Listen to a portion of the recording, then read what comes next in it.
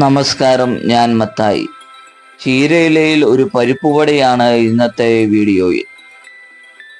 1/4 kilo പരിപ്പ് എടുത്തിട്ടുണ്ട്. കഴുകി വൃത്തിയാക്കിയ ശേഷം 1 മണിക്കൂർ വെള്ളത്തിൽ ഇട്ട് വെക്കുക.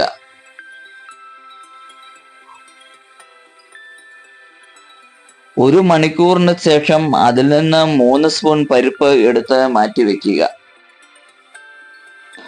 വെള്ളമയമില്ലാതെ മിക്സിയിൽ അരച്ചെടുക്കുക.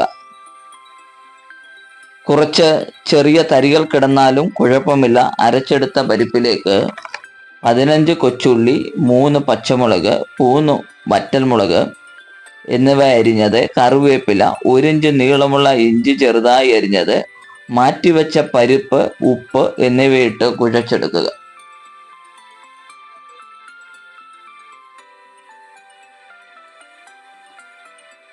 കഴുകി വൃത്തിയാക്കിയ ചീരയിലയിൽ കുഴച്ചു വെച്ച പരിപ്പ് ഇതുപോലെ പരത്തിയെടുക്കുക. ചീരയില ഇതുപോലെ മടക്കി വെക്കുക.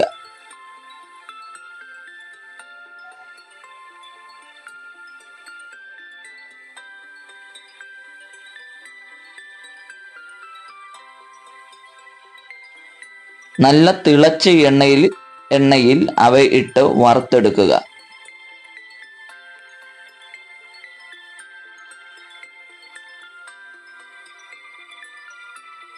ഈ റെസിപ്പി നിങ്ങൾക്ക് ഇഷ്ടപ്പെട്ടാൽ ട്രൈ ചെയ്യണേ.